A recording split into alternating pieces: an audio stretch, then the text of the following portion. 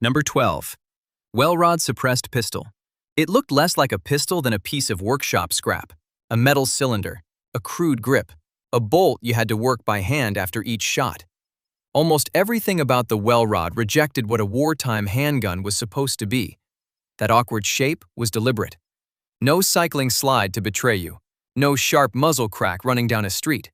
No battlefield swagger at all. This was a gun for missions governments wanted done, then forgotten. In autumn 1943, it entered a real assassination plot in Copenhagen. Men disguised as hotel waiters were meant to carry it to a Nazi ruler's suite. The attack was called off, not because the weapon failed, but because it might succeed too cleanly and bring reprisals down on civilians. That sits at the center of the story. The weapons most useful in secret were often the ones people later tried hardest to ban, hide, or deny. You are standing in a hotel corridor in occupied Copenhagen, autumn 1943. The carpet swallows your steps. Light leaks under a suite door at the far end. On the tray in your hands sit glasses and a folded napkin. Beneath them is a pistol that does not look like a pistol at all. It is short, blunt, and front-heavy, as if someone built a firearm around a tube and only later remembered it needed a grip. The men carrying it are supposed to be waiters. The target inside is Josef Terboven, Reich Commissioner of Norway, one of the most feared Nazi officials in the north. The SOE-linked plan is small enough to fit in a whisper. Get 2 Holger Danske men close. Enter the suite. Shoot him with Welrods before anyone in the corridor understands what happened.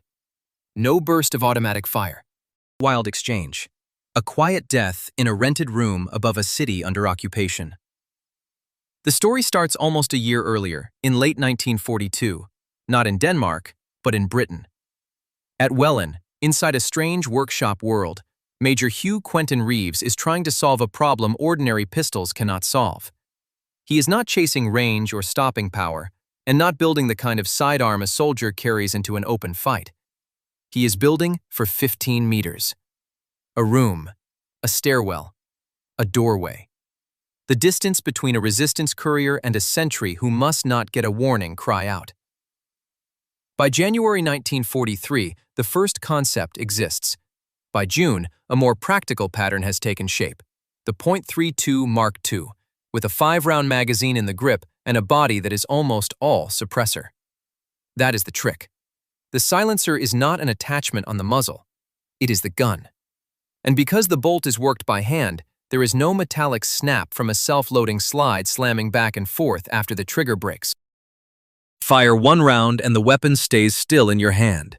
Quiet, then silence, until you choose to lift the bolt yourself. That matters in this corridor. The gun was not meant to hit a man across a square. It was meant to make the shot itself hard to identify. At 50 meters, the firing was meant not to be recognizable as gunfire. In a hotel, that matters even more. Walls, carpets, upholstered doors, all the small, soft surfaces help swallow sound and keep panic local for 1 more second. Now picture the suite door opening. A waiter steps in first. Another follows.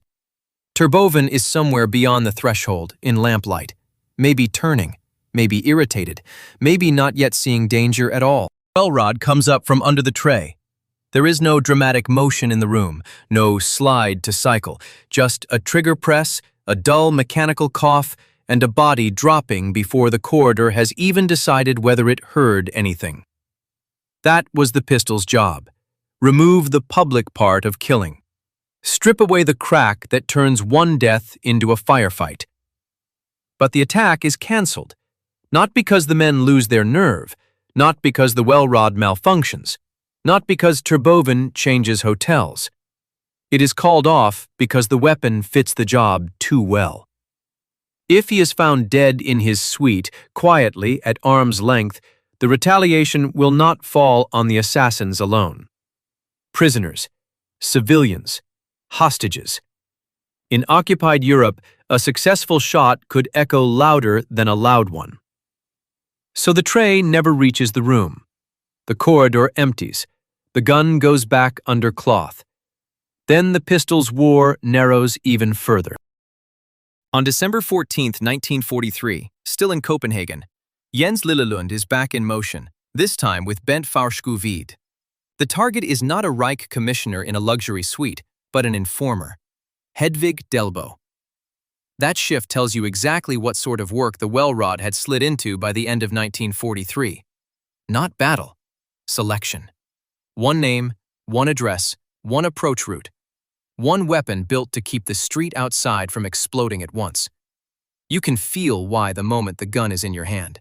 It was chambered either in .32 or 9mm parabellum, but the smaller .32 version is the one associated with this kind of close, controlled work. 5 rounds, no more. Enough for certainty, not chaos. The grip is bare and awkward. The front section is long because that is where the sound dies. Every normal instinct of pistol design has been bent toward one goal. Let the victim hear it before the neighbors do. About 2,800 Welrods were produced by Birmingham Small Arms. In Denmark, roughly 150 arrived during the occupation. That was not a flood of weapons, it was a trickle. A hidden tool passed hand to hand, cached in apartments, buried in containers, wrapped in oilcloth. Even in one late drop, on April 12, 1945, Grib Forest received 18 of them at once. That tells you how these pistols moved, not in parade columns, but in parcels, in moonlit clearings, in deliveries that left no speeches behind. That secrecy cut both ways. Some Welrods captured from Allied drops were turned back against Danish civilians and resistance targets by German-backed terror units. The same features that made the pistol useful to a resistance cell made it useful to the men hunting them. Same tube, same bolt, same deadened report in a stairwell or courtyard. In the dark, deniable weapons did not stay loyal to one side for long. So go back to that corridor one last time. The tray is steady. The doors close. Your thumb feels the bolt. The whole design has been stripped down to the mechanics of one concealed murder at close range. No slide to snap, no blast to announce itself, no second chance if the first second goes wrong. It was not a soldier's sidearm. It was a silenced answer to a political problem. And on December 14, 1943, in Copenhagen, it was used. Number 11. FP-45 Liberator Pistol. On May 15, 1942, George Hyde sat in a restricted room at General Motors' Inland manufacturing plant with a brief that barely sounded like weapons design. He was not being asked for a service pistol, not for something accurate, durable, or admired by soldiers. The request had reached Washington in March through a Polish military attaché, and it was simpler than that, colder than that. Occupied civilians needed a first gun. One shot, one dead occupier at arm's length. Then the victim's real weapon would do the rest. Hyde's job was to turn that idea into metal, fast enough for a global war. He was a real gun designer, which is what made the assignment so strange. Designers usually solve hard problems by adding strength, machining, reliability, finish. Hyde had to solve them by subtraction. Fewer parts, cruder parts, stamped parts, parts cheap enough that losing them by the crate would not matter. The pistol that emerged was a smooth-bore, single-shot, .45 ACP, made to work at bad breath distance.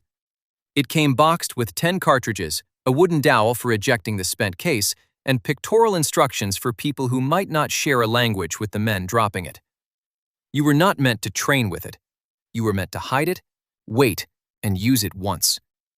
Even the paperwork tried to hide what it was.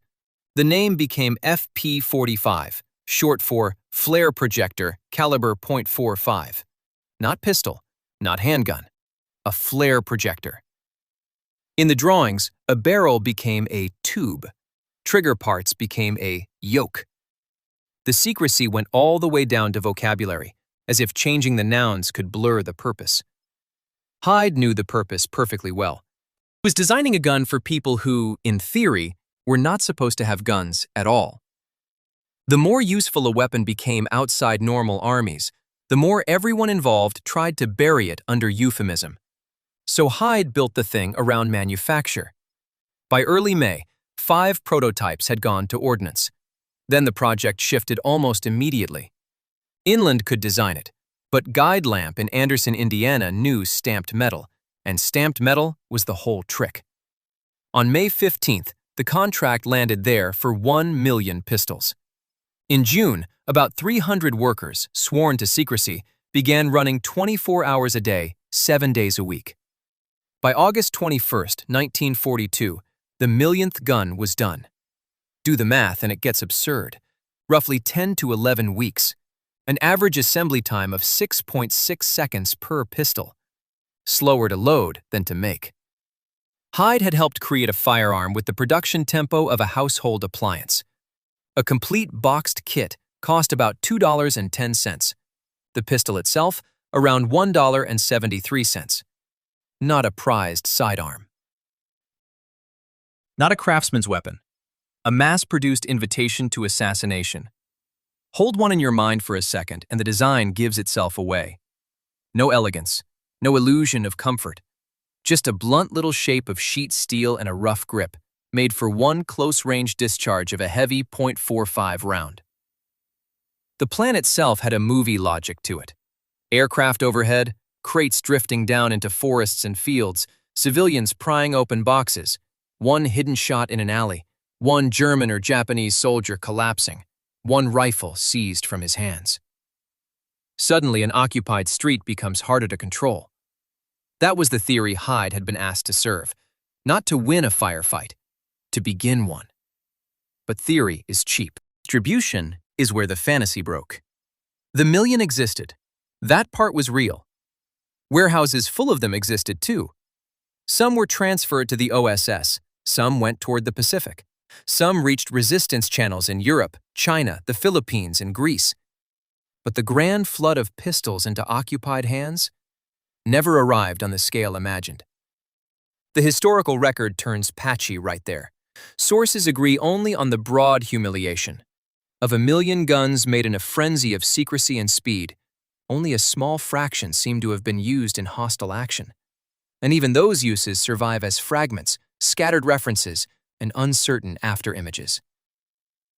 Go back to Hyde in that room, and the story changes shape. He had solved the engineering problem. He had done it almost unbelievably fast. He had helped produce a weapon so simple that an empire of factories could stamp one out every few seconds. But a throwaway gun depended on someone willing to get close enough to use it, disciplined enough to wait, lucky enough to survive the first shot, and connected enough to turn a dead sentry's rifle into an actual resistance action. The weapon was simple. The human chain behind it was not. Another detail feels almost cruel. Late 1942 reporting treated tropical rust as a kind of feature. If the pistol corroded in wet climates, that was not necessarily a defect, because the FP-45 was never meant to become a durable post-war problem for the Allies. Think about that for a second. Hyde was not merely asked to design a gun that could be discarded after one murder. He was asked, in effect, to design a gun that history itself could discard. Useful now, forgettable later. Disposable in the hand, disposable in the archive. The FP-45 sits in a strange place in the war. It was not a battlefield icon. Soldiers did not write love letters to it. Collectors remember it because it looks almost fake, like a movie prop for revolution. But inside that crude shape is one of the war's clearest admissions of what occupation does to strategy. Once regular armies cannot reach a street, a farmhouse, a rail line, or a stairwell, they start looking for weapons that can. Not weapons to issue proudly. Weapons to deny, misname, crate up, and, if necessary, let rust away afterward. You can feel the moral distance in the kit itself. 10 rounds, a wooden dowel, picture instructions. That is all. No training cadre, no doctrine manual, no guarantee. Just enough hardware to put a shot into a man at close range and take whatever better weapon falls with him. Hyde's design did exactly what it had been asked to do. The uncomfortable part is the brief itself. This was less about shooting than about permission. Permission for civilians to become one-shot combatants. Permission for governments to encourage that from far away. Permission, if it worked, to pretend later that the whole thing had barely happened. So the FP-45 Liberator was not a failed pistol, at least not in the way people usually mean. It functioned. It was produced in impossible numbers. It answered the brief with brutal honesty. What failed was the dream wrapped around it, that a million tiny acts of close-range violence could be manufactured as easily as the gun itself. In the files, the disguise never really slips. Remains the flare projector, caliber .45, a paper mask over a weapon built for the most intimate kind of killing. One shot. Number 10. Winchester Model 1897 Trench Gun. In September 1918, Secretary of State Robert Lansing received a diplomatic note that had crossed Europe through neutral Switzerland. It carried a German protest against one American weapon in particular. Not heavy artillery, not poison gas, a shotgun. Berlin argued that any U.S. soldier captured carrying one should face punishment. That is how the myth usually enters. The Winchester Model 1897 was so savage, so uniquely monstrous, that the enemy tried to ban it from war. The paper trail is clearer than the legend. The protest reached Washington in September 1918. The American reply went back on September 28. The gun in question was the trench version of the Winchester Model 1897, a slide-action shotgun with a 20-inch barrel, a perforated heat shield over the top, a lug for the M1917 bayonet, a 12-gauge chamber usually fed with .00 buckshot. Each shell carried 9 pellets. The magazine held 5 more, with 1 in the chamber. 6 shells total. 54 buckshot pellets before reloading. Not myth, arithmetic. Numbers alone do not explain the reaction. Go back 1 year. In September 1917, Major General William Crozier's Ordnance Department received a proposal from engineer Thomas F. Eager. The idea was brutally simple. Take a civilian American pump shotgun, shorten it for trench work, protect the hand from a hot barrel, add a bayonet, turn a sporting gun into a weapon for clearing dugouts at arm's length. Not for the open field, not for careful marksmanship at 300 yards, for the distance of a grenade blast, a bunker doorway, a traverse in a trench where a man appears and disappears in half a second. Model 1897 was never built around range. Its logic was compression. Short barrel, 6-shot load, 1 trigger pull per cycle if used conventionally. But the action allowed something else. Hold the trigger back and work the slide, and the gun would fire each time the bolt locked. Slam fire. No pause between decision and discharge beyond how fast the shooter could pump. In a trench, that rewrites the space. 1 shell is 9 projectiles. Empty the gun fast, and 54 buckshot pellets rip through a passage barely wide enough for 2 men to pass shoulder to shoulder. People say it turned war into butchery. The evidence points somewhere simpler. War was already there. This weapon fit it. Its first major battlefield test came at Seicheprey, France, on April 20, 1918. American troops from the 26th Division were hit by a German raid in close quarters. Smoke in the trench, grenades going off, men colliding in communication lines. Shovels, rifles, and bodies crammed into the same narrow cut in the earth. Here the trench gun stopped being a concept and became a witness statement. At rifle distance, it was outclassed by almost everything around it. Inside trench distance, it did exactly what Crozier's department had wanted. Sudden violence, immediate spread. No delicate sight picture required. The bayonet was not some bizarre extra cruelty bolted on for effect. It used the existing M1917 rifle bayonet. Same blade, same supply chain. No special fantasy dagger for trench raiders. Just logistics doing what logistics always does, simplifying parts in a war already too big to control neatly. The heat shield was practical too. Fire enough 12-gauge shells through a short barrel and the metal gets untouchable fast. The famous silhouette came from utility first, menace second. By the end of World War I, Winchester had delivered 19,196 Model 1897 trench guns to the U.S. government. Not millions, not enough to redefine the entire front, enough to build a reputation. In war, reputation moves faster than issue numbers. A weapon does not need to dominate a continent to alter behavior. It only needs to own one slice of distance so completely that everyone entering that distance imagines it first. That makes the German protest easier to understand. Not proof that the shotgun was uniquely illegal, proof that it was uniquely vivid. The note argued that shotguns caused unnecessary suffering. Washington answered coldly. The United States rejected the complaint and pointed to Germany's own record in the war. The protest went nowhere. The guns stayed. The threatened punishment of captured shotgun men remained a threat in diplomatic language. So, was the trench gun actually banned? No. Was it formally challenged because it worked in exactly the kind of close combat armies hate admitting they fight? Yes. Even the name gets slippery. In World War II, trench gun was often more cultural than official. Ordnance language could flatten these weapons into riot-type guns, including M97 shotguns, whether or not they wore the full heat shield and bayonet adapter that made the classic World War I profile. Same family, different labels. The clue is plain.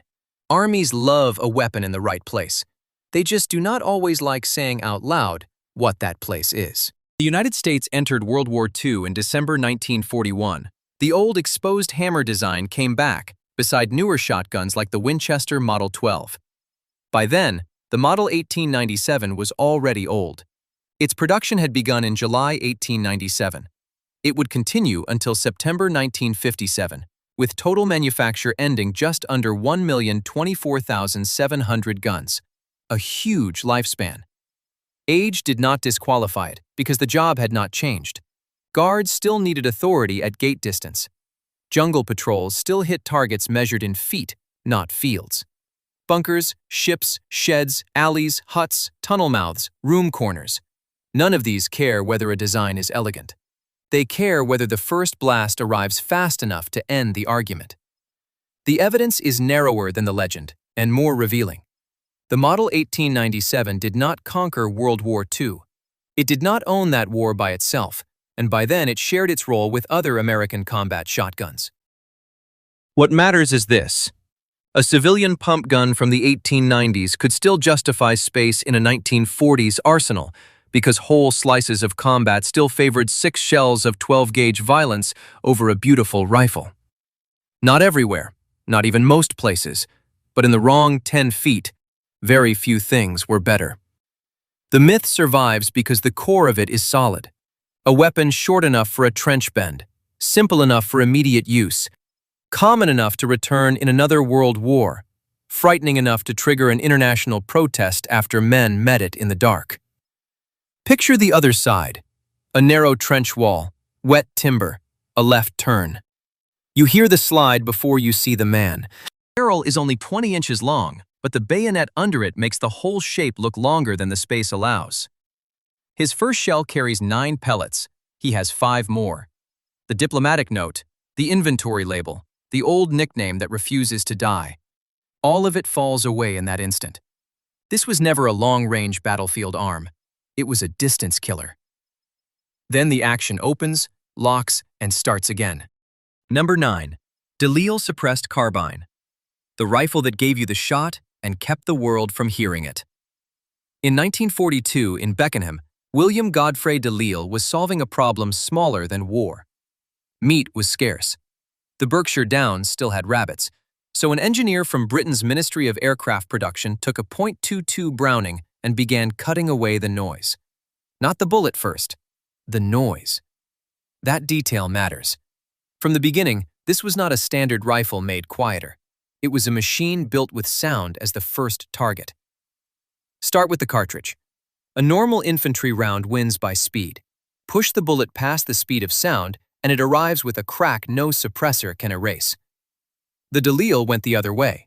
After a troublesome 9mm attempt, de Lisle settled on .45 ACP. Heavy bullet, lower velocity, naturally subsonic. No supersonic snap to betray the shot. What remained was powder gas, a moving mechanism, and the impact downrange. Reduce those, and the whole shot changes. Then the mechanism. Bolt action, not self-loading. That was not old-fashioned, it was deliberate. In a semi-auto, the action opens itself the instant you fire. Metal slams rearward, spring tension releases, brass ejects, more noise. In the Delisle, the bolt stayed shut until the shooter chose to lift it. Fire first, mechanical noise later. Split the two sounds apart, and the gun may no longer be the loudest part. Now the hardware. A worn Lee Enfield No. 1 action, a 7-inch Thompson barrel, a Colt 1911 magazine, one large integral suppressor wrapped around Delisle's real invention. It was not elegant, it was not standardized, it was scavenged, but every part points the same way. The barrel was short because .45 ACP did not need much length. The suppressor was large because gas needed room to slow and cool. Inside sat 13 baffles, braking and delaying the blast before it reached open air. Britain built it from what it already had, what it could spare, and what could be made to disappear in the dark. Genius by salvage. Major Sir Malcolm Campbell of Combined Operations heard about the first quiet rifle and had it tested in London. One account places the shot from the Adelphi building toward the Thames. No battlefield, no charge, just a city, a weapon, and a test of how far noise could be cut down. Campbell wanted a military version because special operations used different arithmetic from line infantry. One clean shot heard by nobody could matter more than a dozen loud ones. At night, users reported no visible flash. At distance, the key number was about 50 yards. Beyond that, period accounts say the shot was effectively inaudible. Not invisible, not magical. 50 yards. Put a sentry, a gate, a shoreline path, a warehouse entrance, a lock, a culvert, or a bridge approach inside that space, and the number stops sounding small.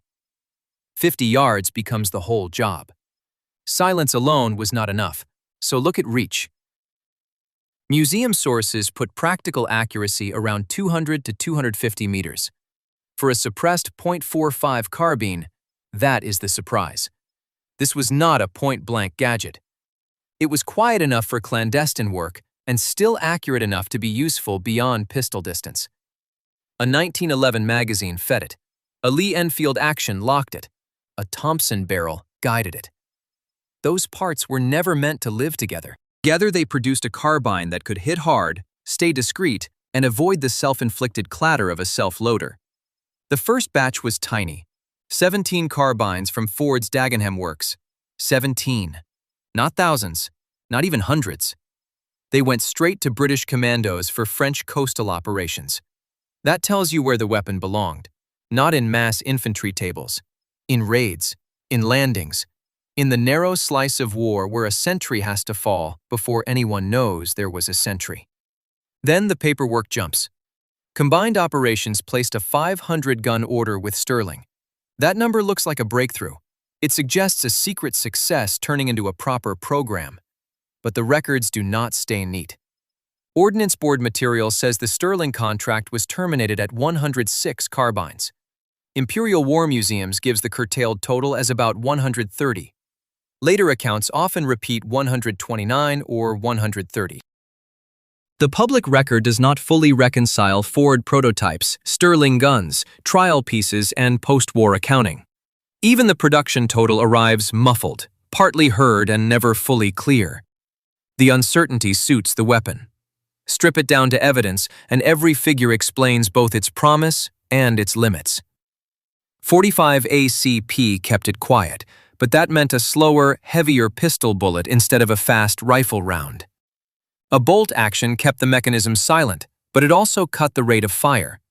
A huge integral suppressor erased flash and blast, but added bulk.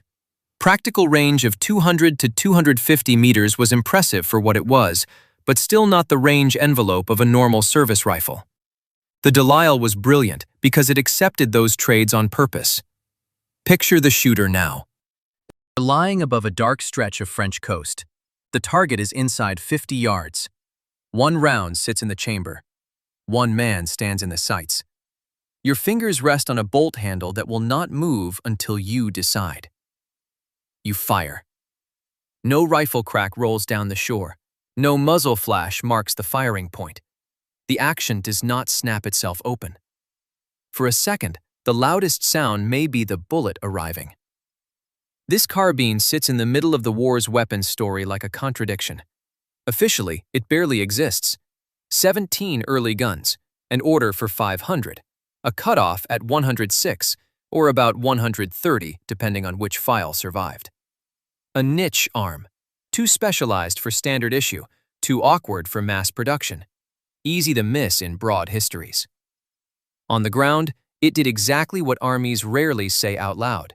It made violence more efficient by making it harder to detect. Then the files go quiet. Number 8. Sten submachine gun. The gun a toy factory could stamp out faster than an arsenal could explain.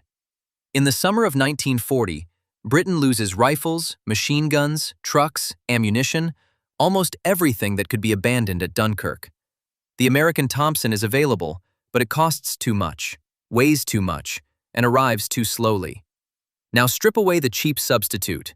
No tube gun, no stamped steel shortcut, no crude little 9mm weapon a new recruit can learn quickly, hide under a coat, or carry to a resistance cell in the dark. Then the shortage stops being a statistic. Home Guard units wait with too few automatic weapons. Sabotage teams land with less firepower. Underground wars remain plans on paper because factories cannot turn out the hardware fast enough. Years later, when people try to explain how Britain armed both an army and a secret war at once, the answer keeps leading back to one ugly shape. By 1943, one of the most important producers of that shape was not a grand state arsenal. It was Lines Brothers at Merton, better known to British families as Triang, a toy company. On a 24-hour, 3-shift line, they turned pressed sheet steel and welding into infantry firepower. Their Mark III Sten took just 5.5 hours to build. The first contract alone called for 500,000 guns. By the autumn of 1943, that single site had produced 876,886. That number tells you what the Sten really was, not a craftsman's weapon, a manufacturing answer. It began in the emergency after Dunkirk. At the Royal Small Arms Factory at Enfield, Major Reginald Shepherd and draftsman Harold Turpin were told to solve the problem with almost no room for pride. Britain needed a submachine gun. It had to be made from tubes, simple welds, stamped components, and the least possible machining. So they built exactly that. An open-bolt 9mm machine carbine, 760 millimeters long, just 3.2 kilograms in weight, feeding from a 32-round box magazine, firing around 550 rounds per minute, and really meant for about 60 meters, short range, modest power, barely dressed in metal. But it could be built in extraordinary numbers. From 1941 onward, more than 3 million Stens would be made in different marks. Even the name carries a small wartime contradiction. Most people say Sten means Shepherd, Turpin, Enfield. Shepherd himself insisted the EN stood for England, not Enfield. Fitting, really. The weapon was stripped down enough that even its origin story would not stay neat. Neat was never the goal. Britain expected invasion and had no time to wait for perfect guns. It needed enough guns. The Thompson was reliable and admired, but it was expensive imported steel. The Sten was British desperation compressed into a tube. Crude to look at, yes, but easy to hide, easy to strip, easy to teach, easy to pack into containers for agents and partisans. It moved from workshops into the shadow war almost as fast as it reached regular troops. You can see the whole logic of the weapon at one street corner, Prague, Liban, May 27, 1942. Reinhard Heydrich, one of the most feared men in the Nazi system, rides in an open car. It slows at a sharp bend. Czechoslovak agent Josef Gabčík steps forward with a Sten hidden under his coat. This is exactly the kind of moment the gun seems built for. Close range, sudden appearance, compact automatic fire. A cheap weapon carried by a man who cannot look armed. For a second, the car is almost in front of you. The distance is nothing. The target is exposed. Gabčík brings the weapon up. He presses for the burst. The gun fails. That instant captures the Sten better than any manual. Jan Kubiš throws a grenade instead. Heydrich is wounded and dies on June 4, 1942. The mission succeeds, but not in the way the plan imagined. The aftermath is merciless. The reprisals are infamous. The hunt closes in. On June 18, 1942, the 7 resistance fighters hiding in Prague are killed or die by suicide after the final battle. So yes, the Sten was a weapon of resistance, but it was never a clean symbol. The darkness was inside the mechanism. Its strengths and its dangers came from the same choices. Open bolt operation kept it simple, but that simplicity exposed it to dirt and rough handling. Minimal machining made it cheap, but cheap tolerances could punish the person holding it.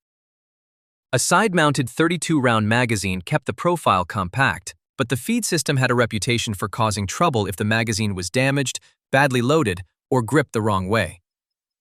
The gun was light at 7.1 pounds, but lightness here often meant thin margins.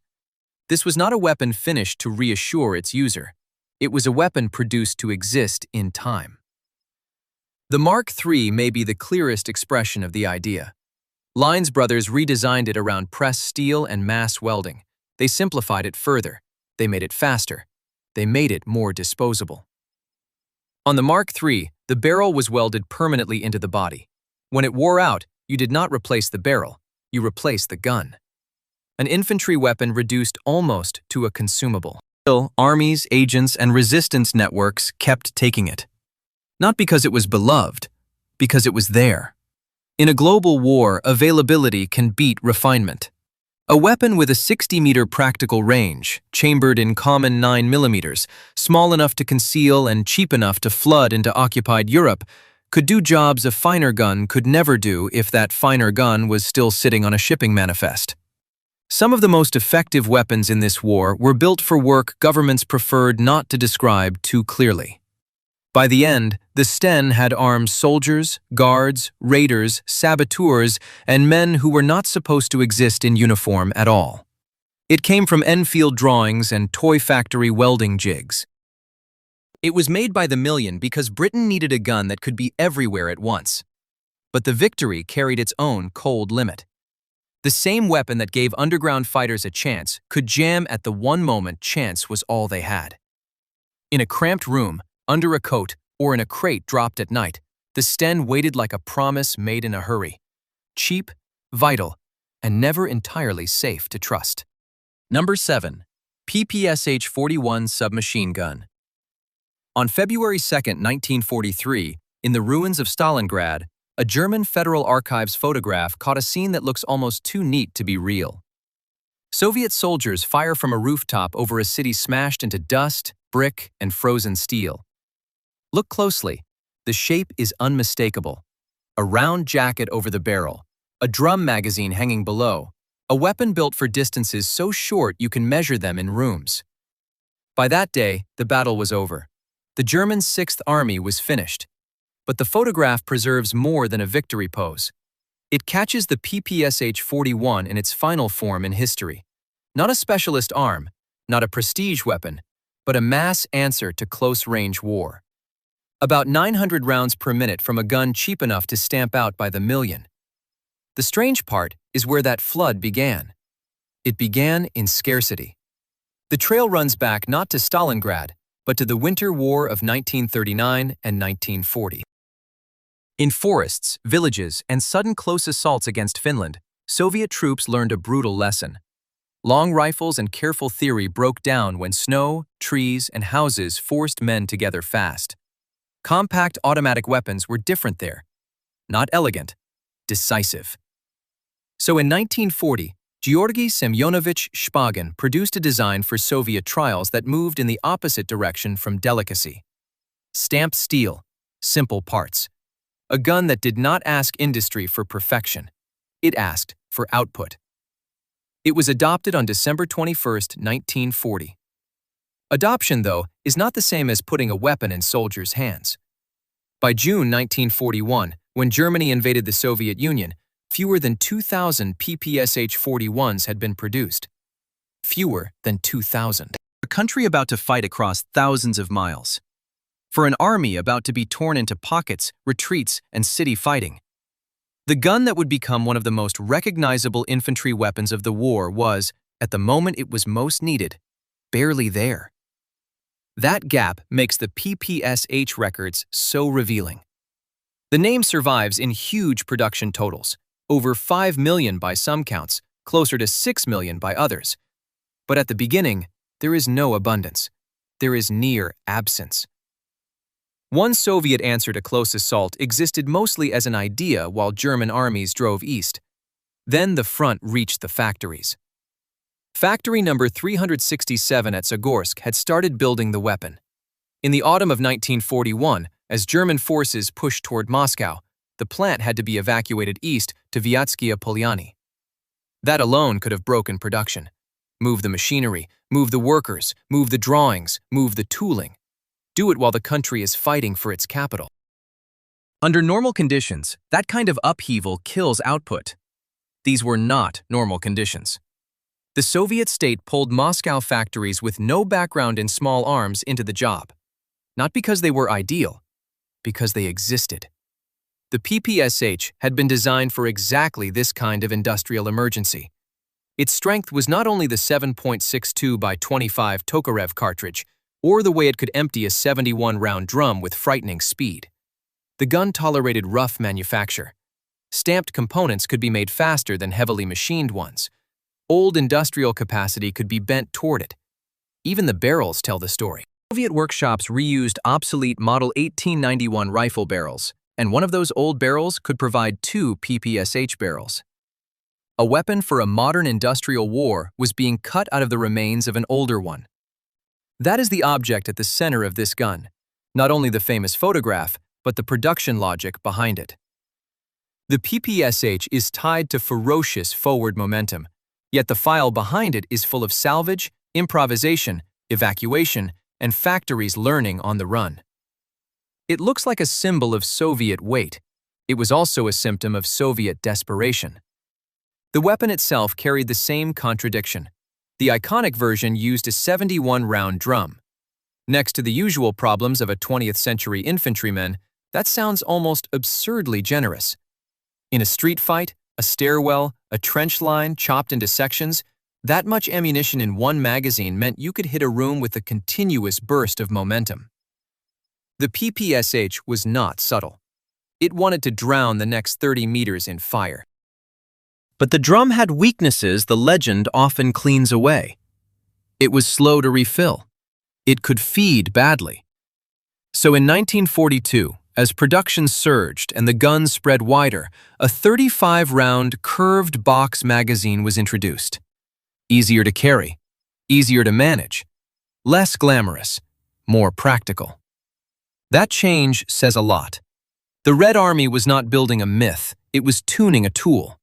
By 1942, the PPSH was no longer a rare emergency weapon, it was becoming a flood item. Source totals diverge after that, over 5 million, approximately 6 million, depending on what gets counted, post-war assembly, spare parts, licensed copies, incomplete records. But the outline is clear. Something multiplied at a scale few infantry arms ever reach. Cheap, rugged, and fast to make, it followed Soviet troops into the kind of fighting where theory collapses into corners, windows, and smashed doorways. So when you come back to that rooftop at Stalingrad, the photo stops being just an image of armed men. It becomes evidence. The weapon the Winter War warned them they needed. Shpagin's 1940 design. The December adoption order. The nearly empty production ledger of June 1941. The evacuation east. The non-arms factories dragged into the system. Obsolete rifle barrels cut in half to keep the line moving. All of it ends there, on that roof, above a dead city, in the hands of soldiers firing a gun that Soviet industry learned to manufacture almost by force. The larger pattern of the war comes into focus there too.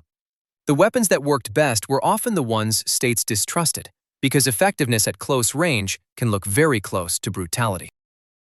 A rifle promises discipline and distance. A submachine gun promises volume inside a room. One sounds like doctrine. The other sounds like what men use when war has already gotten too close. The PPS-41 did not become famous because it was refined. It became famous because it was there in numbers, because it kept working, and because, at urban ranges, its rate of fire turned individual aim into an industrial process. Not precision, not elegance, a hose. Before the war ended, they had made millions. Number 6. M1 Garand Rifle. January 10, 1941, New Haven, Connecticut. You're inside Winchester's plant. Oil hangs in the air. Machines hammer off the walls. Major General Charles M. Wesson lifts a rifle to his shoulder. John C. Garand stands beside him and watches. It is the first M1 Garand built by Winchester. It looks ceremonial. It isn't. The rifle has crossed a line. It is no longer only one engineer's project at Springfield Armory. It is moving into American mass production.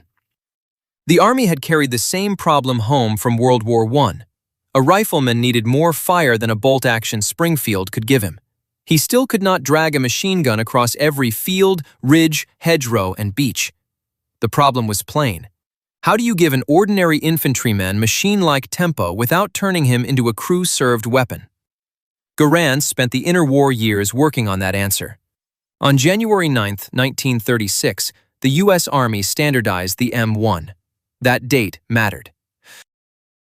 A major power had adopted a semi-automatic rifle as its standard infantry weapon. Not an experiment, not a specialist arm, the standard rifle. It weighed 9.5 pounds, wood and steel, chambered in .30-06. It fed from an 8-round en-bloc clip. You load it, you shoulder it, you fire. The action cycles itself. Your hand stays where it matters, on the grip, on the trigger, on the rifle. Now that sounds obvious. Then it wasn't. Most armies still trusted the bolt. Strong, familiar, proven. But the bolt demands something from you every shot. Fire, break position, work the handle, recover the sights, fire again. On the range, that is drill. In combat, that is time. Tiny slices of time. Infantry live and die inside those slices. The M1 cut them away. Not by magic, by mechanism. Gas operation, semi-automatic fire. 8 rounds as fast as you could settle the sights and press again. Picture the gap. A German rifleman with a Kar 98K. A Japanese rifleman with an Arisaka. Skilled men with good rifles, still working a bolt after each shot. Across from them stands an American infantryman who can send 8.30-06 rounds before that manual cycle enters the equation. Not spray, not panic. Controlled speed.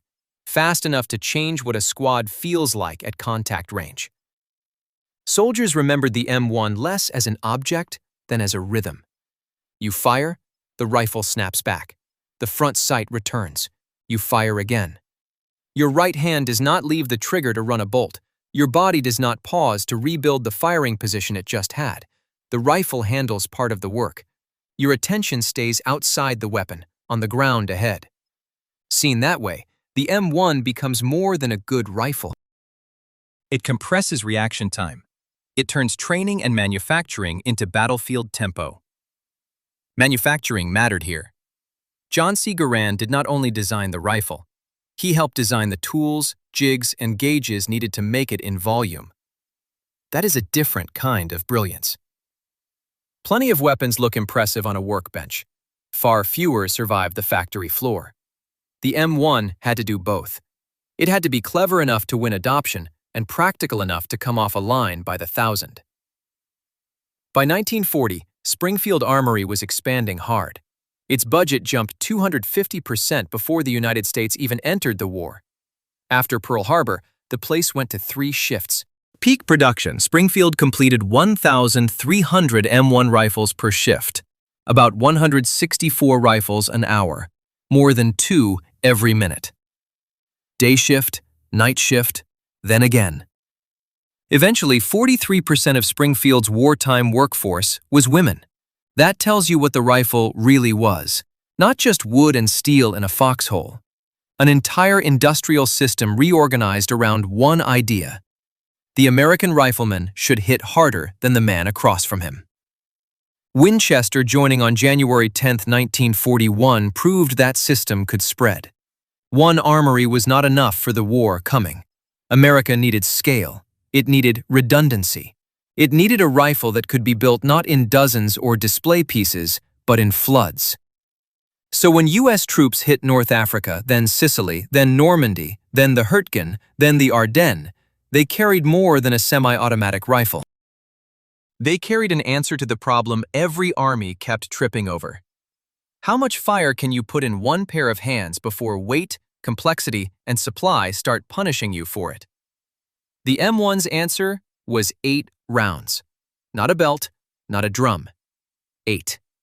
Enough to matter in the first violent seconds, simple enough to feed, carry, and manufacture at huge scale. The clip locks in, the bolt runs, the rifle is alive. Then comes the sound everyone knows, the metallic ping when the empty clip ejects after the 8th shot. People love the ping story because it sounds perfect, maybe too perfect.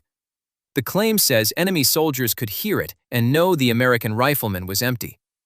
But solid first-hand evidence that this meaningfully got men killed is hard to pin down. A later Korea-era study found soldiers split on it.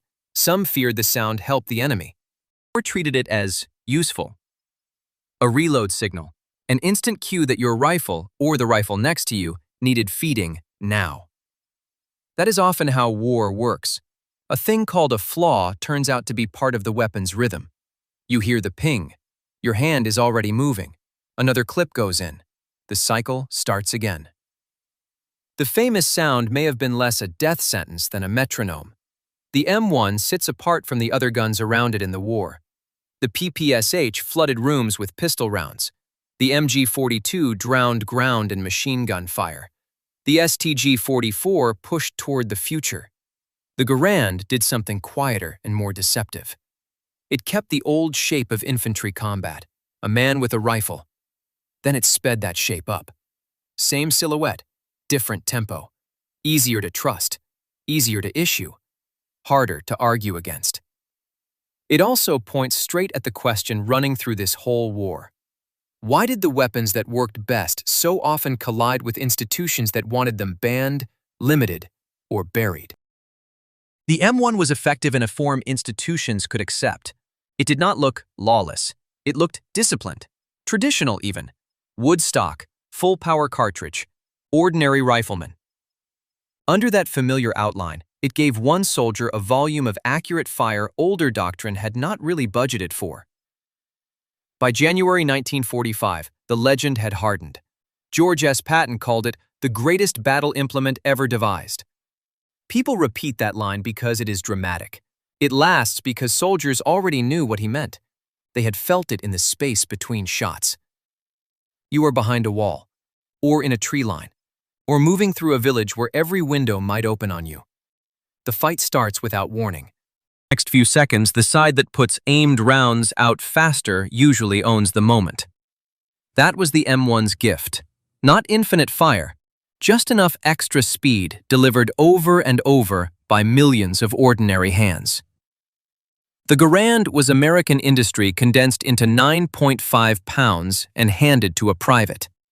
A machine that made the individual soldier harder to rush, harder to outshoot, and harder to survive in front of. And the line that probably said it best was not technical at all. It was simple, almost relieved. You don't have to work the bolt. Number 5.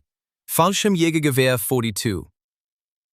On September 12, 1943, a German transport aircraft claws its way over the Abruzzo Mountains toward the Gran Sasso. Inside, a paratrooper sits with his knees up, shoulders pressed to canvas and steel, the air thin with engine noise and fuel. Across from him, another man braces the same long, awkward weapon between his boots. It is chambered for 7.92 millimeter rounds. It has a side-mounted magazine, a folding bipod, and a muzzle brake cut like a metal snarl at the nose. In this early form, it weighs a little over 4.2 kilograms empty, light enough to jump with, heavy enough to promise something serious when you hit the ground. The grip kicks back at a strange angle, like an older rifle taught a new trick. In procurement papers and factory work orders, it has a formal name, Fallschirmjägergewehr 42, paratrooper rifle. Up here, in the racket and vibration, it is simpler than that. It is the thing they were told would keep them alive before they reached a weapons canister. That complaint came out of Crete in May 1941. Men dropped with pistols and light arms while rifles and machine guns came down somewhere else, in separate containers, under somebody else's fire. A parachute opens. Boots hit rock and scrub. Then comes the run. Find the canister. Get there first. Get there alive. Too many did not. So the Luftwaffe wanted one gun a man could bring in with him. Rifle range, submachine gun speed, light machine gun suppression. One weapon for the moment your feet touched earth, not 5 minutes later if luck held. Louis Stange at Rheinmetall spent 1941 and 1942 trying to answer that demand in steel. Now that answer rides to Gran Sasso on a man's lap. He checks the magazine again by touch, not sight. 20 rounds in the box on the left side. The weight pulls the rifle off balance in a way he still does not entirely trust. Another man carries a 10-round magazine. There were never enough of anything to make everyone's load uniform. The bolt is forward. For careful shots, the rifle fires from a closed bolt, keeping the mechanism still until the trigger breaks. For bursts, it works from an open bolt, the action locking back so heat does not build as viciously in the chamber. 2 habits in one body. Half rifle, half automatic weapon. On a firing range, that is fascinating. In a glider assault, it gets into your hands fast. You learn what this machine wants, or it teaches you the hard way. The aircraft banks. Sunlight flashes across bare rock outside the window. Gran Sasso does not look like a battlefield. It looks too high, too clean, too exposed for that. Hotel Campo Imperatore sits on the plateau like something built for weather, not war. Yet Benito Mussolini is up there under guard. Below, Major Harold Moores has coordinated the operation with the kind of precision that leaves no room for improvisation once the landing begins. Otto Scorzeni and his SS detachment are along for the strike as well, crowding the story before it has even happened. Inside this cabin, fame means nothing. Distance means everything. How far from the landing point to the hotel? How far to the nearest wall? How far a full-power rifle round can still matter once the doors open. The pilot brings them lower. You feel that before you see it. The aircraft stops floating and starts hunting for ground. Every loose buckle vibrates. Every man folds inward. The FG-42's metal is cold against the glove, but not for long. It was built around a simple fear. A paratrooper arriving in a fight with too little gun. Standard rifles were long and awkward for airborne use. Submachine guns were handier, but pistol rounds lost authority fast. Light machine guns gave firepower, but they cost weight, bulk, and setup time. So this weapon tried to do all of it at once. A side magazine to keep the line of the weapon low, a bipod for prone fire, a full-power Mauser cartridge for reach, a rate of fire around 900 rounds per minute in the early guns, fast enough to chew through a magazine before the first shock wears off. It sounds impossible because it nearly is. Still, here it is, clattering toward a mountaintop hotel. The landing comes rough, a skid, a slam, shouted orders lost in engine wash, boots hit turf and scree, men spill out into thin mountain light. The hotel stands there, pale against the rock, windows flat and unreadable. The cable station. The open ground, the exposure of it all. No hedgerows, no alleys, no village corners to hide behind. If shooting starts, it starts in the open. He brings the FG-42 up. It comes to the shoulder differently from a Carabiner 98K. Shorter overall, stranger balance, more weight alive around the receiver. The sights settle. Closed bolt for the first precise shot if one is needed. Open bolt for automatic fire if everything turns into movement and noise. That was the idea from the start. One gun for the first second. No sprint to recover a container. No waiting for the machine gun team to unfold itself. The firepower lands with the man. Plateau stays quiet. Italian guards are there, armed, visible, close enough that every trigger feels heavy. Yet the assault rushes the position almost without shooting. Surprise does the work bullets were expected to do. Men storm the hotel entrance, orders crack through the air, doors open, bodies move fast through narrow interiors built for guests, not raids. Somewhere in those rooms is Mussolini, the prisoner who has turned this mountaintop into an operation planned down to minutes and meters. The FG-42 stays in hand as they clear corridors and thresholds where a full-length rifle would snag, where a submachine gun would be handier, where a machine gun would be absurd. In that building, in that rush, every compromise in the design suddenly looks smart. Then comes the part cameras remember. Mussolini is found. Skorzenny pushes himself into the frame history will keep. The rescue becomes legend almost in real time. But the rifle in the paratrooper's hands does not get its war here. There is barely enough firing for that. No magazine dumped from the bipod into a tree line. No long burst from an open bolt while the barrel starts to cook. No desperate semi-automatic shots across broken ground to prove the full power round was worth the recoil and the complexity. Gran Sasso gives the FG-42 an entrance, not a verdict. That comes later, in smaller numbers and worse circumstances. Production begins in 1943 and never becomes abundance. Rheinmetall and Heinrich Krieghoff turn out only about 7,000 of these rifles before the war ends in 1945. Tiny batches. Italy, Normandy. Defensive fighting as the Reich contracts and hardens. Men who carry them tend to admire them. Others notice fast when a weapon solves a problem they have actually had. But admiration does not make parts appear. It does not simplify machining. It does not turn a complicated hybrid into something an army can issue by the hundreds of thousands. Even here, on the mountain where it seems made for its role, the truth is already crouching beside the legend. The paratrooper steps through the hotel doorway with the rifle shouldered, 20 rounds hanging off the left side, finger indexed along the guard.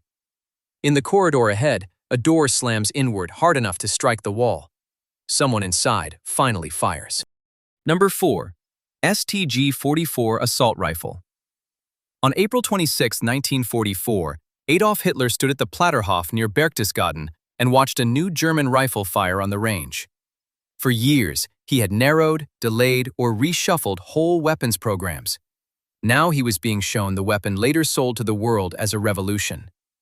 In front of him was not just steel and walnut. It was 5 years of bureaucratic camouflage, frontline pleading, and one designer's stubborn answer to a battlefield the old rifle no longer fit. The designer was Hugo Schmeisser of CG Henel in Suhl. By the time Hitler saw what Schmeisser's team had made, the weapon was already changing the war under a false name. Schmeisser's wartime story begins in 1939, when the German Army Weapons Office handed Henel a problem that looked technical, but was really tactical. Build a compact automatic carbine around a shortened 7.92mm cartridge. Not the full 7.92 by 57 rifle and machine gun round German infantry had trusted for decades, but a new 7.92 by 33 Kurz cartridge. Shorter, lighter, built for the distances men were actually fighting at. Villages, tree lines, ditches, rubble, stairwells. Not the long, clean rifle ranges generals still preferred on paper. Schmeisser's team answered with the Maschinenkarabiner 42, the MKB 42H, by 1942. It looked like an argument made of wood and steel, about 940 millimeters long, with a 419 millimeter barrel. It sat between categories the old army understood too neatly. It was shorter and handier than a full infantry rifle. It fed from a 30-round detachable magazine and could fire automatically.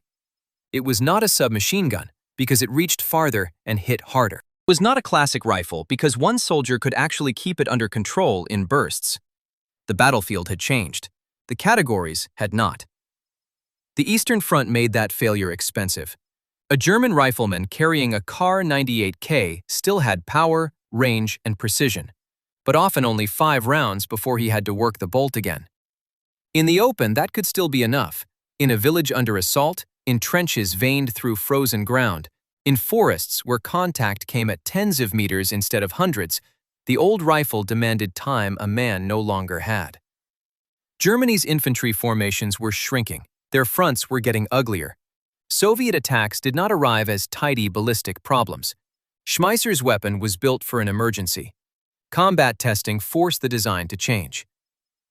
The early MKB-42H used an open-bolt system, more at home in automatic weapons. Troops needed aimed single shots as much as bursts, so the rifle evolved into the closed-bolt MP-43. That sounds like a technical note until you picture the user. You are behind a wall split open by shell fire. A figure appears across the street. One shot matters more than 20 wild ones. Closed bolt. Better first-round precision. Then the street fills, and the same rifle can still run at about 500 rounds per minute. Fast enough to dominate a doorway, slow enough to stay controllable.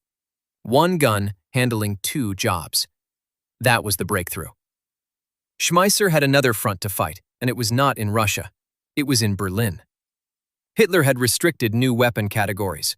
A weapon openly presented as a new class of infantry rifle could be delayed, questioned, or killed. So the answer was bureaucratic misdirection. Gun conceived as a machine carbine was relabeled as something safer. Maschinenpistol. Machine pistol. MP-43. Later MP-44. The name implied continuity. The weapon itself broke with everything that continuity meant. It was not banned outright. It was buried under a lie simple enough to move through the paperwork. That paperwork could only hold for so long. The front kept answering back. In 1943 and into 1944, reports from troops using the rifle in the East were strong enough that the disguise could not last. Whole companies could be equipped with it, not just a few scattered examples, and that concentration mattered. A handful of new rifles sprinkled through a battalion changed very little.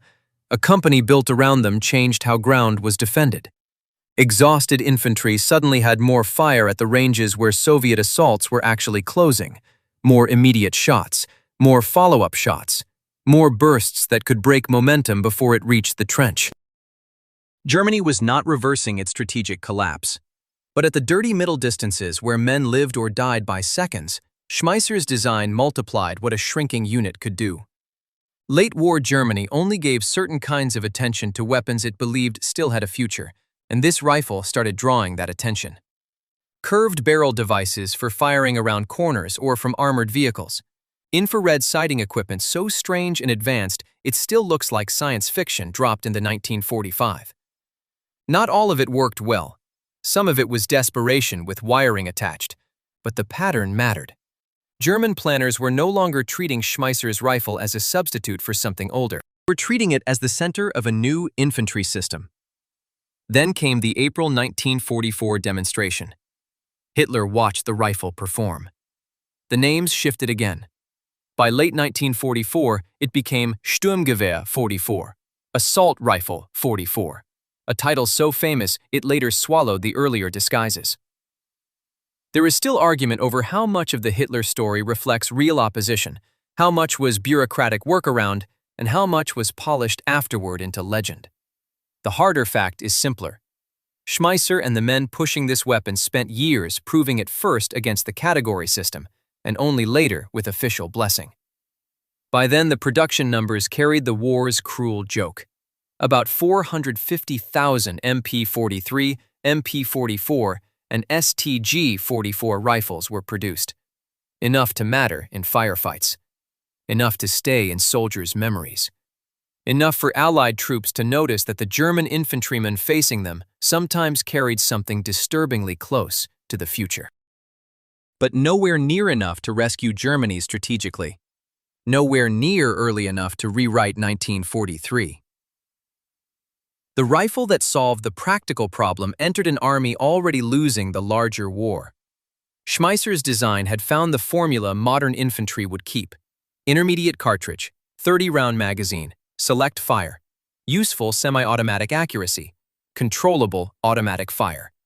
One soldier, one weapon.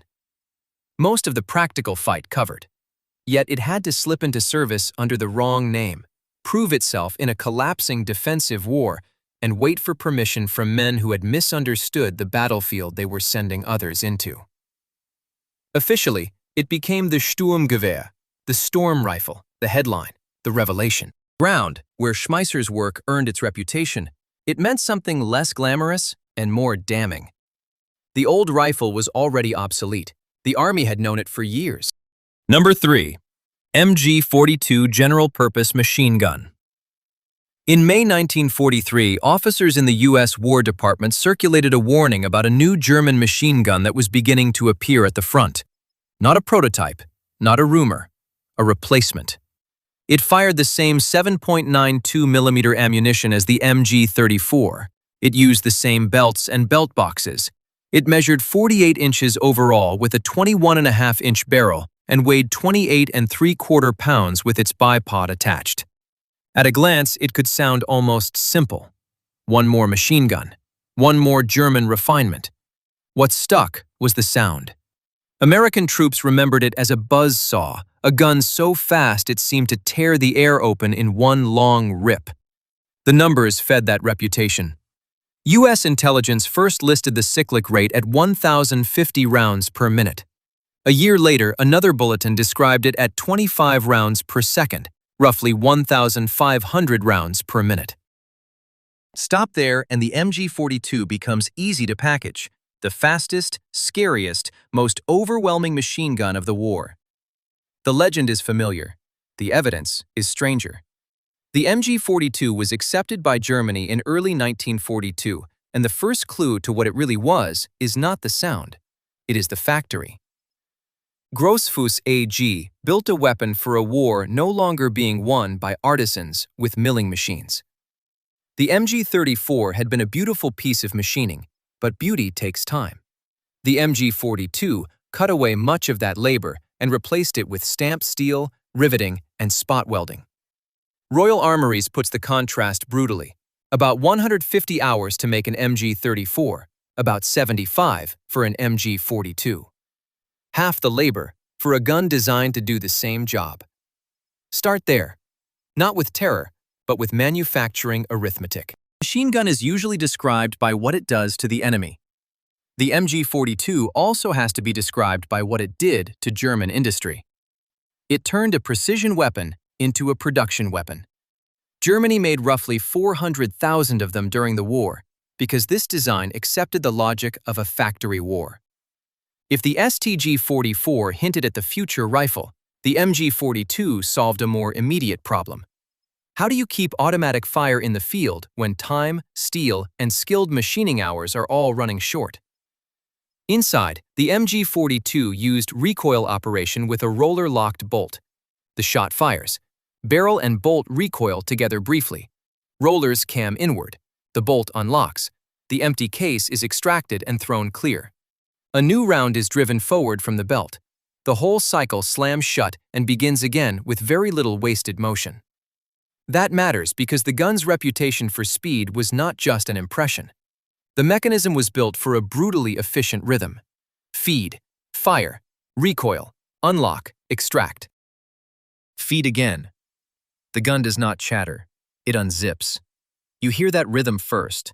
Then you see what it did to infantry tactics. By 1944, German squads were effectively organized around one MG-42 per roughly 10-man squad. Not as a supporting extra, but as the center of gravity. Men carried ammunition for it. Men covered it. Men moved when it moved. If the gun went forward, the squad went forward. If the gun had to be pulled back, the squad's shape changed around that fact.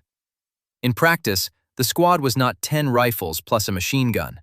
It was a machine gun with 9 men assigned to keep it alive. That is usually where the myth hardens into something cinematic.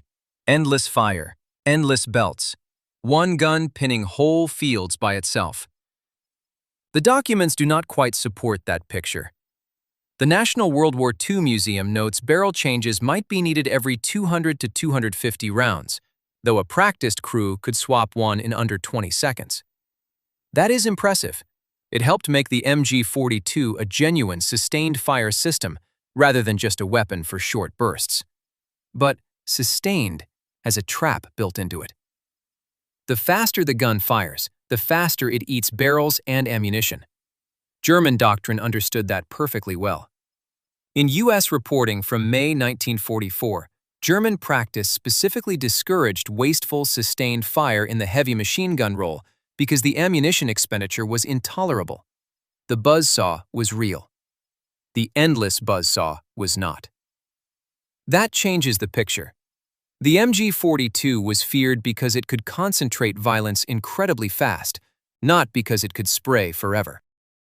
Its short bursts were dense enough to feel unnatural. A gun at 1,200 or 1,500 rounds per minute can throw a shocking amount of metal at a target before the ear has fully parsed what is happening. Its strength came with a built-in tax. Every burst had to count. Every belt mattered. Every barrel mattered. One more piece of evidence brings the myth back down to earth. U.S. observers noted that the MG42's beaten zone could be so narrow that men sometimes managed to dash through it. That sounds absurd beside its reputation, but it makes tactical sense. Extreme rate of fire does not automatically mean magical coverage. If the stream is concentrated too tightly, it can become lethal in a very specific strip of ground, instead of evenly saturating a wider space. The gun was terrifying, yes, but terror and omnipotence are not the same thing. The MG42 was not a death ray. It was a precision instrument for violence. And like all precision instruments, it had limits. One of the clearest small stories about it comes after the shooting stopped. In Belgium, after an area had already been secured, U.S. truck driver Private First Class Leonard Lenevsky found an abandoned MG42 lying in a field. Not in a heroic charge, not torn from a bunker in the middle of battle, just there, silent. He wanted it badly enough to trade 2 packs of cigarettes to a German prisoner of war for a lesson in how to disassemble it. The prisoner showed him. Lenevsky learned the mechanism piece by piece, then mailed the weapon home in parts. That souvenir survives today in the National World War II Museum collection. Hold on that image. A battlefield weapon famous for panic, reduced to parts on the ground. Receiver, barrel, bipod, feed cover. A prisoner calmly explaining how it comes apart. An American driver learning the system with cigarettes as payment.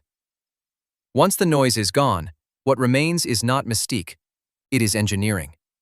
And that is the harder fact. The MG42 was effective not because it was exotic, but because it was practical in exactly the way armies often resist admitting. It kept the old, full-power cartridge. It fit existing belts and boxes. It cut manufacturing hours sharply. It gave a squad a single, violent center. It could be built in huge numbers by the standards of a strained war economy. Not solve everything, but it solved enough. When people remember the MG42 as a monster of pure rate of fire, they are remembering the symptom. The underlying fact is colder. Germany took a beautifully machined machine gun concept, stripped away what slowed production, and kept the lethality. In a war where the best weapons were often the ones institutions tried hardest to classify, tame, or explain away, that mattered more than any nickname. The most revealing image is not the firing line. It is a crew kneeling beside the weapon after one savage burst too many. One man feeds the next belt. Another reaches for the spare barrel. They work fast in the dull light because the gun at the center of their squad is already too hot to touch. Number 2. M2 flamethrower. In 1981, on the White House lawn, a small, stooped man from West Virginia received the Medal of Honor nearly 36 years after the fight itself. His name was Herschel Woody Williams. The citation pointed back to one date, February 23, 1945, Iwo Jima. It listed pillboxes, demolition charges, riflemen with bayonets, and one repeated fact so plain it almost hides the scale of it. He was using a flamethrower. The war was over by then. The island was secured. The medals were polished. The language was formal. The math was still the same. The weapon he carried held about 4 gallons of fuel. Filled, it weighed roughly 68 to 72 pounds.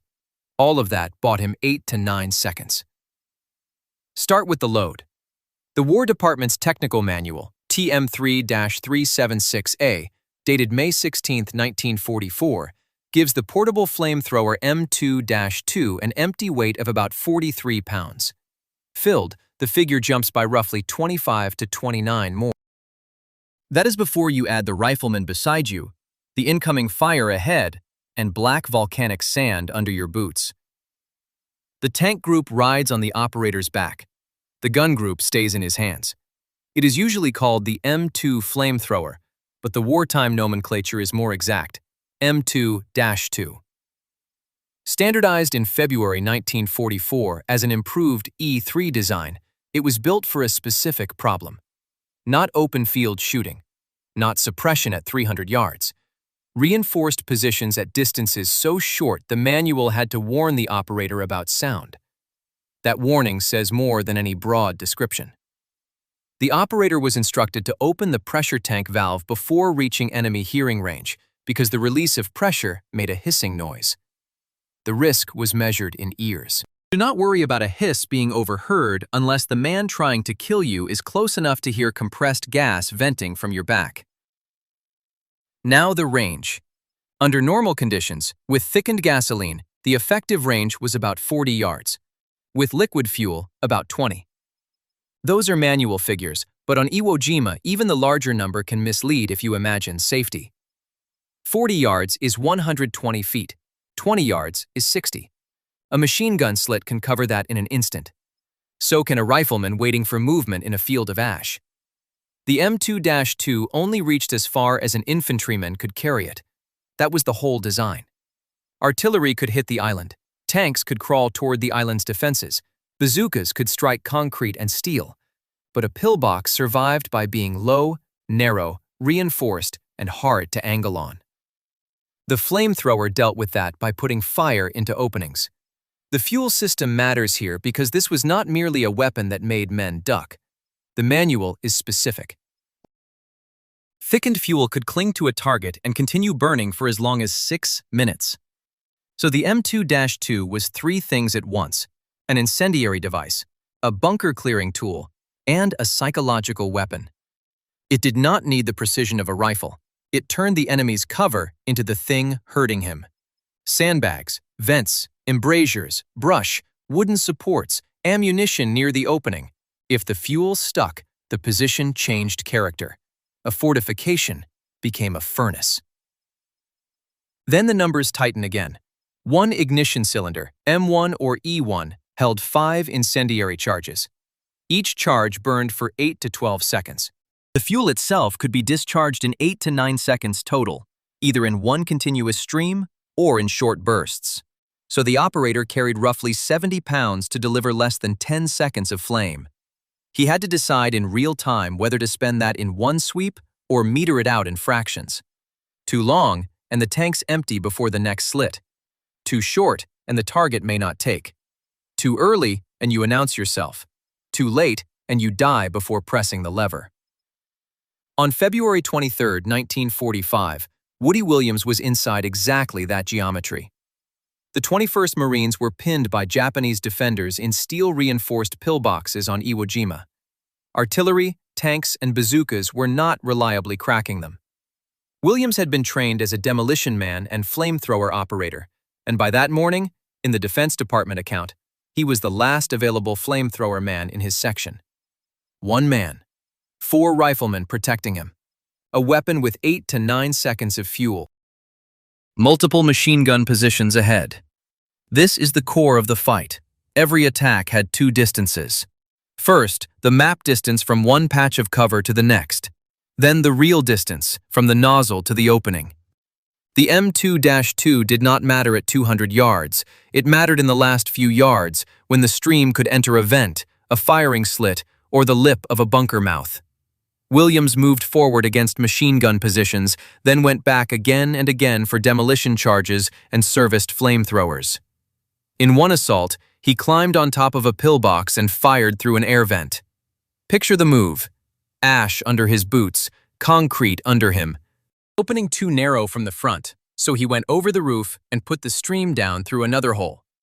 No flourish in that, just distance, angle, and seconds running out. There is a second number hidden in that scene. 1. He was the last flamethrower operator available in his section. Every disabled position depended on one carrier, one pressure system, One nozzle, one set of tanks moving through open ground under covering fire from 4 riflemen. In another attack, Japanese riflemen rushed him with bayonets, and he stopped them with flame. That detail is often retold because it is cinematic.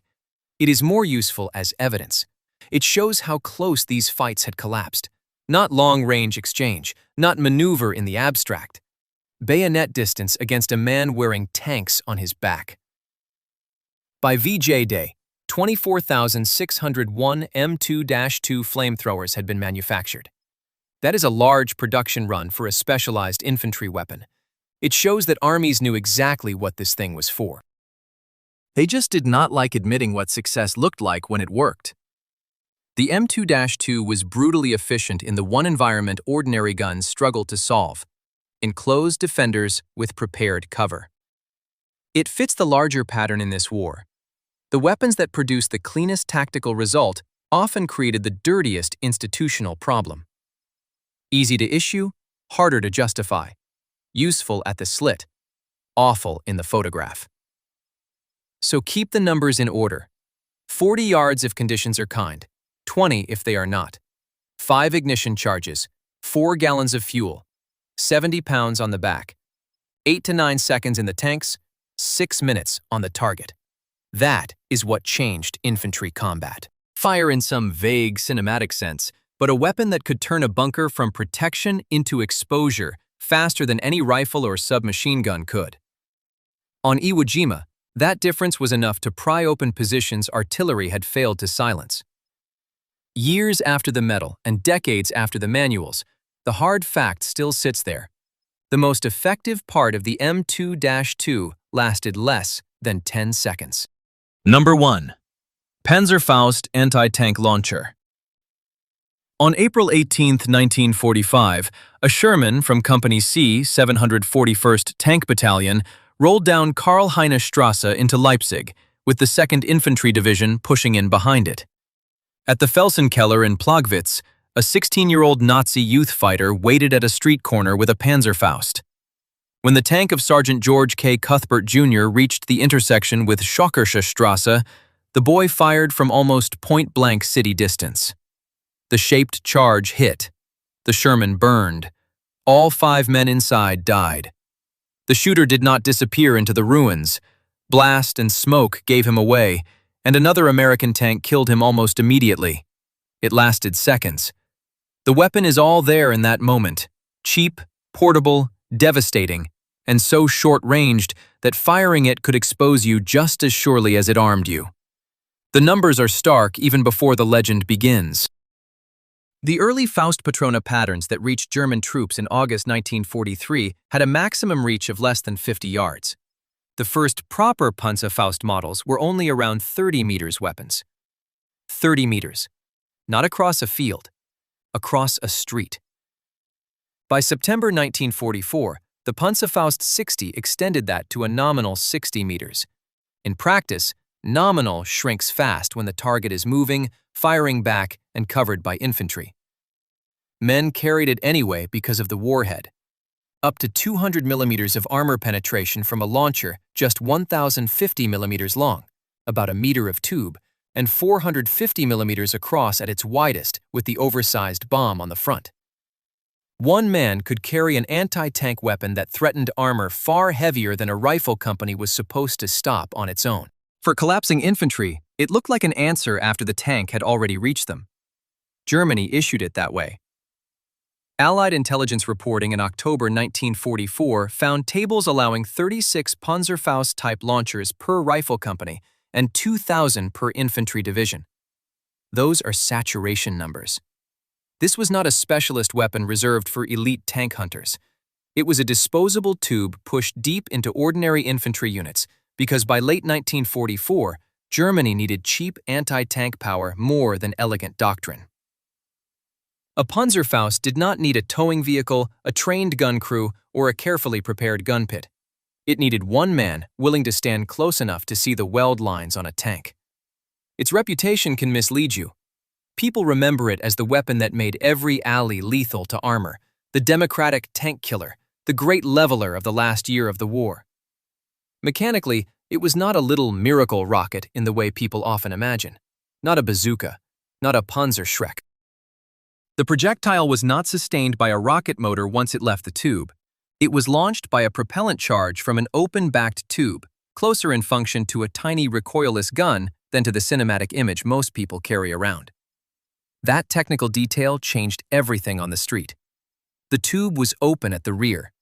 Portability came with backblast. On April 11, 1945, a German instruction sheet translated for Soviet troops stated it plainly: keep 10 meters clear behind the shooter. Within 2 meters, the flame could be lethal. Picture the geometry. You are lining up on a tank while making sure no wall, no doorway, no comrade, no panicked civilian, and no rubble sits in the kill zone behind you. Open ground? That is awkward. In a city stairwell, a cellar mouth, or a narrow room, it is madness. The Panzerfaust gave desperate infantry a way to kill armor. It also marked the shooter's position the instant he fired. That is what makes Leipzig more than a tragic anecdote. The Panzerfaust was developed there by Hassag engineers. In April 1945, in that same city, one of the war's last urban ambushes showed the weapon in its starkest form. Local invention, last-ditch issue, teenage gunner, American tank at a crossroads, immediate kill, immediate retaliation. It feels almost too neat. That is exactly why it is useful. The Panzerfaust was not a general solution to armored warfare. It was a brutally efficient answer to one specific problem. What can infantry do when the tank is already in the street, there is no time, no gun crew, and no second line left? Outside that perfect killing ground, the numbers cool the myth quickly. In February 1944, on the Eastern Front, Panzerfaust kill claims accounted for 35 out of 1,219 total tank kill claims. 35. Not nothing, but nowhere near the legend of a weapon remaking the anti-tank battle by itself. In urban ambush conditions, it could be spectacular. A single tube could burn a Sherman or cripple Soviet armor. It did not make tanks obsolete.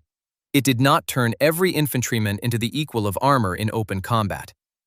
Its tactical power was real. Its strategic aura grew larger than its actual share of kills. That gap helps explain why it became one of the most important infantry guns of the war. Change the war does not always mean accounted for most losses. Sometimes it means a weapon forced everyone around it to move differently. Tank crews treated corners differently. Infantry cleared streets differently. Commanders treated built-up areas differently. The Panzerfaust widened the danger zone around every doorway and every pile of brick. A weapon with only 30 meters at first, then 60 in improved form, could still bend behavior across an entire city because nobody inside a tank knew which window held the tube. The larger pattern of the war runs straight through this weapon. The most effective weapons were often the ones armies later tried hardest to soften in memory, because their effectiveness was inseparable from what they asked ordinary people to do. This one was issued by the thousand. It was handed to exhausted infantry and boys. It was celebrated as a symbol of resistance. The design keeps cutting through the propaganda. Disposable, short-ranged. Backblast behind you, smoke around you. Enemy armor in front of you. One shot, and often no clean way out. It was sold as empowerment. In practice, it could be a sentence. In Leipzig, at the end, that sentence lasted only a moment.